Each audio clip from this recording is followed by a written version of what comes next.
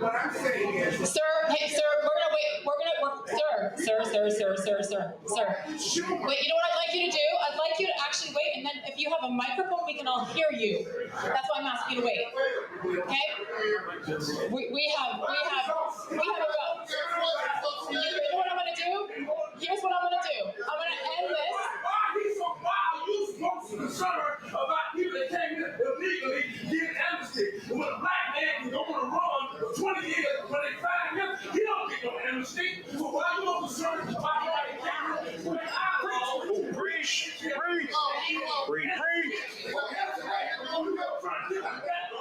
That's what I'm asking. No, you ain't. Everybody settle down now. Settle down. That's cool. We like having conversation. That's why I love You know what? this. This is why I love this. This is a real conversation. It needs to calm down, but yes. All right, hold up. Hey, fellas, chill out for a second. Chill out for a second now. Fellas, chill out. You know what? Here's the thing. Sir, I love, guess what? He cares. They all care. Everyone in here cares, but the problem is when it's yelling and screaming, when it's yelling and screaming, we don't make progress. Hey, here's all I'll say. You know, when I answer a question, I try to answer the question with details. A lot of times in politics, people like to throw talking points. I'm not going to give you talking points. I'll give you details. And so that's the thing right there. I think to that brother all the way in the back in the blue shirt, all he's saying is, how is it that you're concerned about deporting people who are in the country illegally, but if there's a felon on the run, they're not concerned about what it is to send him back to jail. They do that immediately. And so we have to have these real conversations. People have come into our country illegally. They broke the law to come in. You gotta send them home. Period, full stop. That's it. Thank you. Once again, we might not agree with all of the answers, but they are here to speak and to have the conversation. Where is he? I need you, my friend, in the black hat, to come to a microphone right here in the middle. Sir, it's in the middle, right there. And again, I ask that people speak with respect and kindness and a conversational tone. Hello. Hey, first of all, there's a certain amount of pride we have in Mr. Donalds and Mr. Hunt and Mr. Steele and where you guys are, what you accomplished to get where you are. There's subtlety. You talked about a nuanced argument about a number of things. But, I mean, people are making passionate arguments. This stuff is about to break down in the fight. That's fine. We don't want to do that. I'm first generation American. My family's from Jamaica. My mom was an illegal immigrant that I just found out about when I was 25 years old after I got married. Okay? And she paid for me to go through Georgia Tech, and I got my frat brother there from Emory behind us, right? And so there was a certain personal value system or sort of enclosed value system that could be described as conservative, okay? Right? That belongs to our family, right? And then there's, I mean, a part of that value system is Christianity and all that. There's like some dissonance, I think, when we hear, the comment I made earlier was, there was a vote about, the representative, the local representative that brought an amendment to the defense bill to reinstate a Confederate monument that has a depiction of a mammy receiving a white baby from a Confederate soldier, right? On the other side, it's a base, sort of a circular base relief, a 32-foot high monument that's supposed to be replaced, or supposed to be reinstalled in Arlington National Cemetery, right? And of the 4 people that voted to have that reinstalled, 3 of them, 2 of them on the stage, 3 of them were our black Republicans, right? Of the 4 black Republicans, 3 of them voted to yay on that. That vote almost passed. Something like 206 to 192.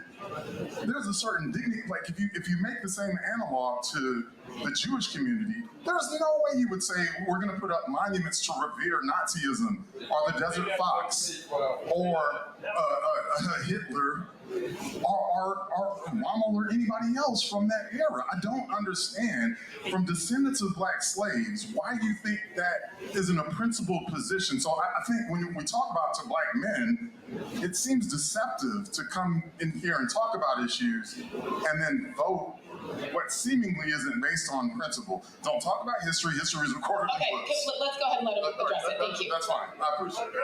Mrs. Steele. Thank you very much. That was a fantastic articulated question, sir. Thank you very much. And that it is absolutely not lost on me. I opened up talking about my family and the history of this country because I'm well aware of our past. I'm well aware of our checkered past. I told y'all about my brother, sister, and I all going to West Point. Sage, your father, uncle, all went to West Point. And you can imagine my parents sending 3 black kids up to West Point. And of course, the monuments and buildings and streets and everything, they're named after prominent generals and prominent former presidents that have done great things for the country. There's Eisenhower Barracks. There's MacArthur Barracks. There's General Patton statue. And then, of course, there's Robert E. Lee Barracks. Robert E. Lee, the Confederate general that fought against the rights of people that look like me. Wesley Hunt, for a year, spent a year living in Robert E. Lee Barracks. Every single day that I walked beneath that threshold, I looked up and saw that name and thought to myself, damn, this is a great country. Because only in America do you have 3 black children matriculate through the premier leadership institution of the entire world and graduate from there and live in a barracks named after a Confederate general. Only in America. And if it were named anything differently, I wouldn't have that perspective. I have no idea. I had to walk beneath that threshold and read the plaque of who Robert E. Lee was and what he stood for and what he did and where we were as a country at that time. And if it were named anything different, or if you changed the name on it, I wouldn't be the person I am today. It gave me an appreciation for this country. Do you think I support the Confederacy? Don't kid yourself. Of course I don't. Excuse me? Wow. Of course I don't. See, this is what happened to you last time. This is what happened to you last time. I'm trying to have a nuanced conversation.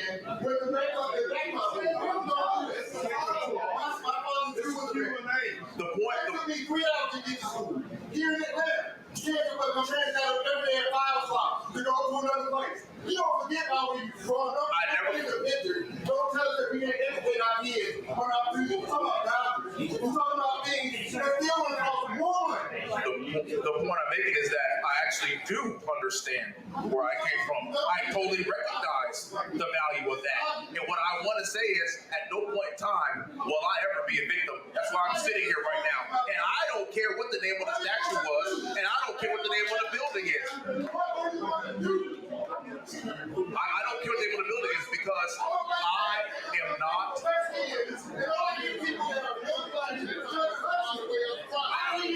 I think we had security. I need you to talk with respect. My goodness, this is not kindergarten. Come to the microphone calmly. There's a microphone.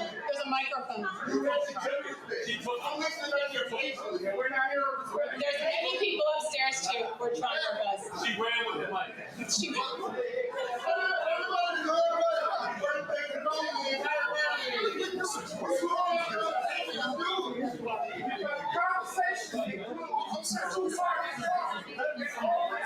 You can't yell. We're trying. Wait, we're trying to have you calmly. Okay. There's a young man up there. Do you have a question?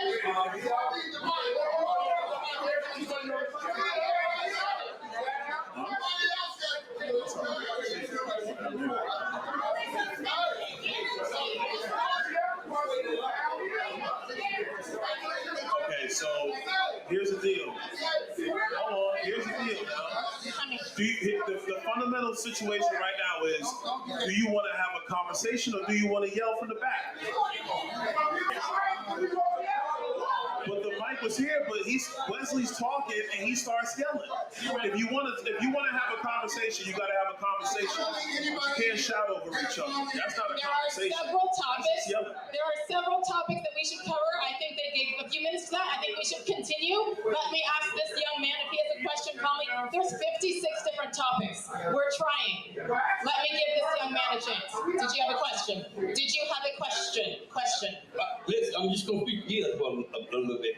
Listen, my name is Raymond Taylor, and I'm a disabled combat veteran. Thank you for So what I want you to understand that I think this country is a great country. Yes, sir. Now, but my question to you guys is this: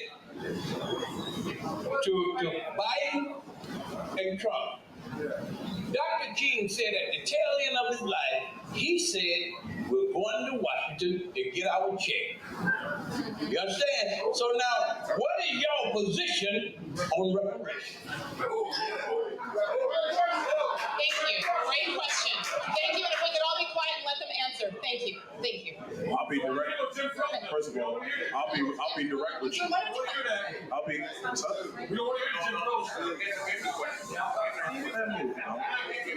Listen, I'm gonna be direct with you. I don't believe in reparations. I don't.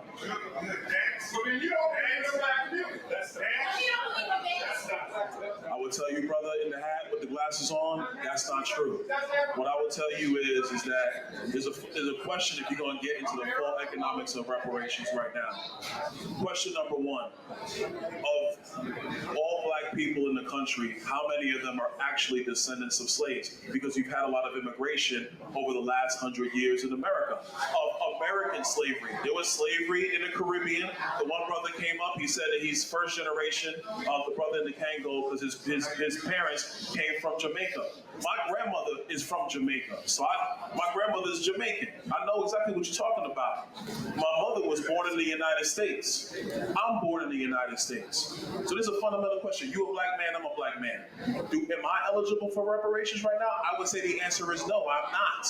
Because my family is from Jamaica. My father's Panamanian. His grandparents were born in Panama. My father immigrated to the United States. So does that make me eligible? So you got to go through all of that. That's step one. Step number two, slavery under federal law was ended in 1865.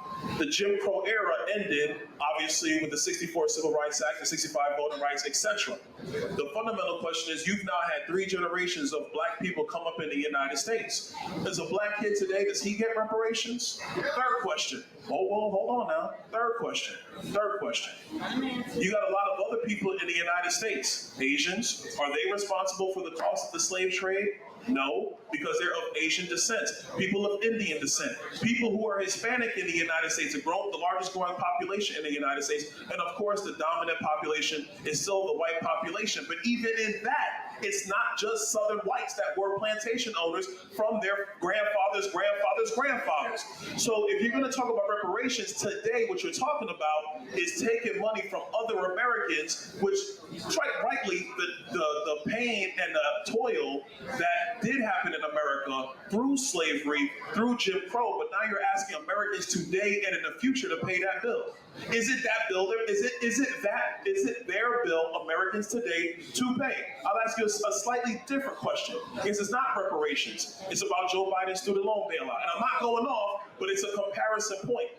2/3 of the American people did not go to college. Is it okay for Joe Biden to say, well, we're going to forgive student loans, even though 2/3 did not go to college? It is now the debt burden of the 2/3 of the American people that did not go. I will tell you the answer is no. People may not like that, but that's the reality. And brother, I want to be respectful of you because I understand the reparations argument.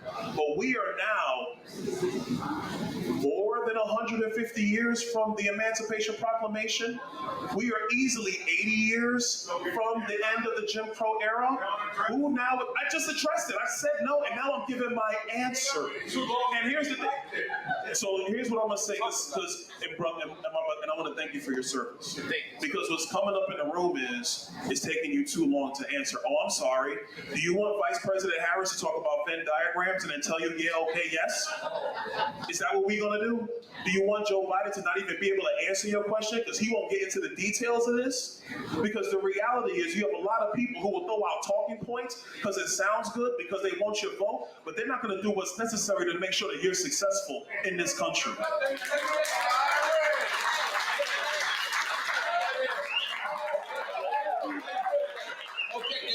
And I want to be clear, and this is not the disrespect, this is not to be disrespectful of the man, because you are a man, and I love you, and I respect you, and I honor you for everything you've done for this country. And I appreciate that, but now listen, you said a lot. You said a lot in answering my question. But there's a bill that's been pending in Congress for decades called H.R. 40 to put it in front of some people to answer those questions that answer that you just gave me. I know the bill you're talking about. I think your colleague out of Texas has it right now, Sheila Jackson Lee. I think that's her bill. I think that's the study bill. What I'm gonna tell you to that bill is, and I'm gonna be super blunt, and we're gonna be real political now. All right. When Joe Biden came into office, Nancy Pelosi was Speaker of the House. If the Democrats wanted to have a study on reparations, they had the opportunity to do that because Nancy had the votes in the House. That bill didn't come up. I don't remember Chuck Schumer saying we need to study this bill in the Senate. It did not come up. So we need to talk real about this now. From a political standpoint, because the history of our country is a painful history. But from a political standpoint, we have too many politicians who want to use the pain of our history for political gain today. I'm not going to do that with you, brother. I'm going to talk directly to the issue with you. Okay, thank you. And sir, thank you again for those questions. Right, Cecilia has the microphone.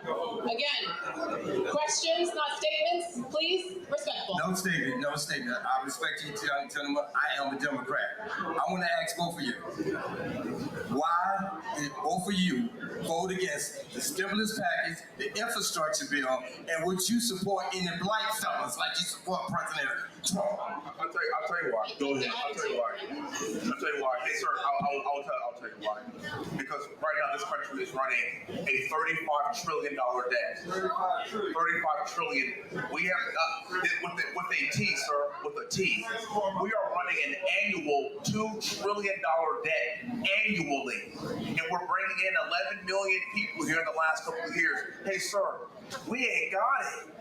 We can't afford it. And if we're going to actually have a substantive conversation about where the economy is going to be moving forward, we can't just cut spending. We can't just talk about infrastructure. We have to grow our way out of it as well. So we are in trouble. Yeah. We are.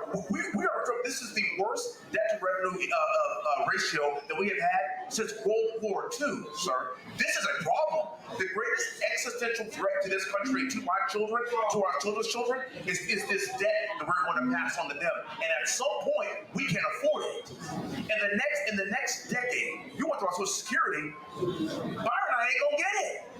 It becomes insolvent because we can't afford it. Healthcare costs, we can't afford it. And the point that we're trying to make right now is this: we can't do all these things and have 11 million people enter our country. We voted against it not because we don't want to take care of you. Of course we do. But you want to know what's more important than me? My children. I am not going to pass this debt on to them. And there's only a handful of us in Congress that want to take that very, very tough vote and say, enough's enough. I get it. I want it all, sir. I want it all too. I want it all. I wish we could have it all. But that's not where we're at right now. I'm going to add to that because, brother, I love that. Honestly, brother, thank you for your question. And I loved your question. Thank you. The stimulus bill, the infrastructure bill, the number one thing that it did, it caused inflation in this country. Yes. It did. When Shalonda Young, the OMB director, came into the budget committee, I was on the budget committee, and she presented these bills before a budget. The number one thing we said to them is, this amount of spending in an economy that's about about to open back up from COVID-19 is going to cause a labor shortage and is going to cause inflation. Shalonda Young in the White House said, "You don't know what you're talking about, sir. Nobody's saying that." We said it, and somebody else said it. Larry Summers, who was the OMB director under Bill Clinton, he said it. What happened? Massive inflation, crippling everybody. But I want to come to your question about felons because you raised this question. When I was in the Florida legislature, this is when the constitutional amendment came about restoring voting rights for convicted felons in Florida. I voted for that amendment. I endorsed that amendment in Florida. Some of my Republican colleagues, not all, some, they asked me, they go, "Byron, why'd you support that?" I said, because if you were convicted of a crime in the United States and you paid your debt to society and you come home from prison, you're an American. Are you not allowed to have the same rights when you paid your debt to society? Your debt is paid. So when you come home, yes, you should have the ability to vote. Yes, you should have your rights restored. I stood on it then, I stand on it now. When we were doing appropriate, because a lot of this stuff happens at the state level, not the federal level, so that's why I'm going back to my time in the state legislature. When I was in the state legislature, I sponsored spending packages for education in prisons so that people who were locked down could have education provided to them so that when they left prison, they would have an opportunity to earn for themselves and for their families so they would not reoffend. Because when a man is desperate, a man makes tough decisions. We all know that. Yep. And so when you talk about will we support people who come home? Yeah, because I want you to come back into the fabric of America. Amen. I don't want you to carry that letter on your head. You paid your debt, you paid your debt. Now go be a man in America or a woman in America again and lead a better life. I firmly believe that. Thank you. I have a great question here, something a little different. Where are you from? I'm from Mississippi. Open reference, hometown, college, go Mississippi, and RDSU, Delta Devil, Jerry Rice here. I've been here since 1986.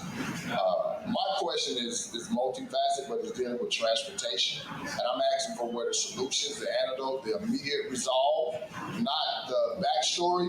I want to know what's going on with the transportation industry because nothing moves without transportation. Everything that you move, taste, feel, sit on, those chairs, those shoes, those cars, everything that you touch, transportation moves it. It was just 3 years ago that we were the essential worker, right? 90% of the minority-owned six-figure businesses in transportation are minorities. Yes. You have over $2 million owner-operators out of business that have been making from six figures to $2 million a year that have closed their doors because transportation was not regulated properly by FMCSA, DOT. We just want to talk about immigration. You have $136 billion went to Ukraine. We got Ukrainians driving trucks in America. The DOT are stopping with no license. We have Mexican drivers coming across the border that were supposed to come across the border, move the freight back across Mexico. It's going all the way to Canada and back. Is not going, but it's not being regulated or mandated. So my question: what is the antidote to fix transportation? Because transportation has died. I would say, brother, thank you for that question, seriously. I would say a couple things. Point number one, to the question of people coming into the country and then driving down the labor costs associated with transportation. This is one of the reasons why we got to have a legal immigration process so you can control the flow so people who are trying to build themselves up in our economy can actually do that without the infiltration of low-cost labor in the United States. That's a real situation. Number two, I will tell you, in this administration, they have no interest in actually enforcing the regulations and the laws. They have no interest in that. As a matter of fact, what they would prefer to do right now is, and I'm not sure your profession, I'm assuming you're in transportation, but I don't want to speak for you, brother. What I will tell you is what they want to do is they want to make the rig that you drive more expensive because they want you to get rid of the gasoline engine that you have. They want it to become more electric. You're not going to be able to go as far. The maintenance costs will be through the roof, and the acquisition costs will be monumental. That's going to drive you out. They want to do that because they're more concerned about the Green New Deal than the actual green in your pocket that's going to help you be a thriving person in America today. That's number two.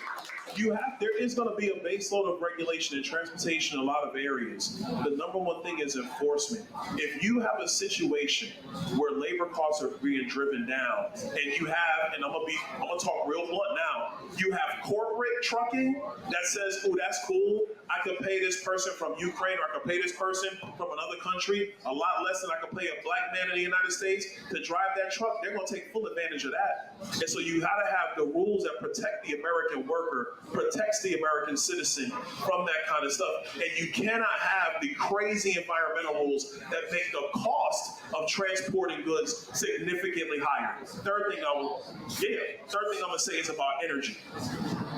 When you have policies in the United States that drive up the cost of fossil fuels, the number one place that is felt is in transportation.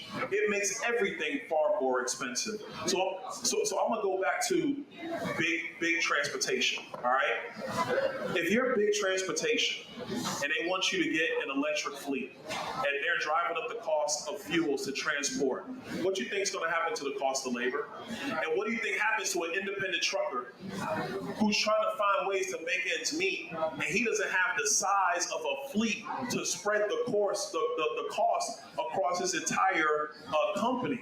You get driven out. You see, I'm gonna tell you right now, and the president, and not President Trump, we've not talked about this, but I will guarantee you this: the number one thing he wants to make sure is that if you're an independent trucker in the United States, that the laws and the regulations are enforced that make sense for you making money, and to make sure that the fuel costs for you to transport are lower, so that you're making more money, and so people's cost of the product you carry is lower when it hits the store. It is 9:22. I have 86 people lined up for questions, and yours was awesome. I love you. Later. I have a young woman in a pink dress, and look at how beautiful she is. Let's let her ask a question. You're beautiful too, the cowboy hat. She's pretty. Hello, everyone. My name is Whitley Gates, and before I start my question, I just want to say to the Black men in this room that I hear you and I see you, and while others may hear the passion in your voice and be afraid, I see the purpose in it. While there are other people around here that are hearing your questions with anger and hostility, I understand that it's coming from a place where you haven't been heard for so long. And so I'm thankful that you're utilizing your voice today in this way with these Black men, so that we as a community can come together and do what's best for each other, because we can be in unison without being uniform.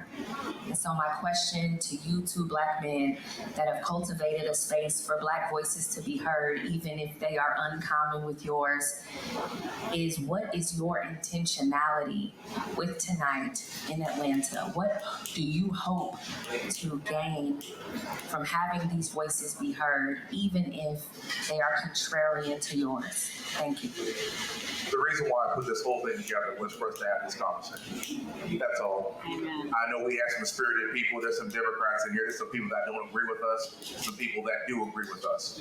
What we wanted to do was talk about what our perspective is, our vision for the country, and what we want to see happen that I think is going to be in the betterment of everybody in this entire room.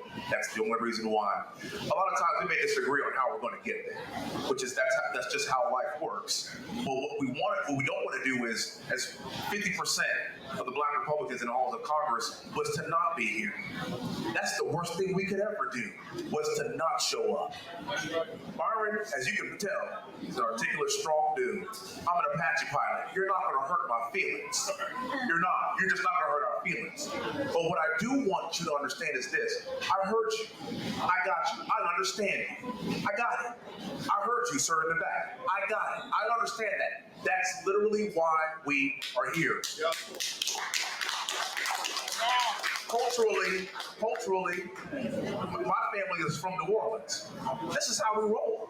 We're spirited. We are loud. We care. We have feelings. We wear our feelings on our sleeve. I understand all of that. But what we have done in the past as the Republican Party is shy away from it and fear. We are not scared of anything. What we want to do is find solutions that can benefit the most of us. You're not going to agree with all of it. You may not vote for us. You may not vote for President Trump. I understand that. The point is this. We have a conversation. Did we cover a lot of ground? Seal, thank you so much for keeping this completely under wraps. You did an excellent job tonight. To our moderators. It got a little testy. It was a little touch and go, but that's the whole point of this. And we want you to know that we are standing on our 2 feet, and this is the beginning of a relationship. You're going to see us. You're going to see us again. This isn't us showing up here to just get y'all to vote for Trump later on, and you're never going to see us again.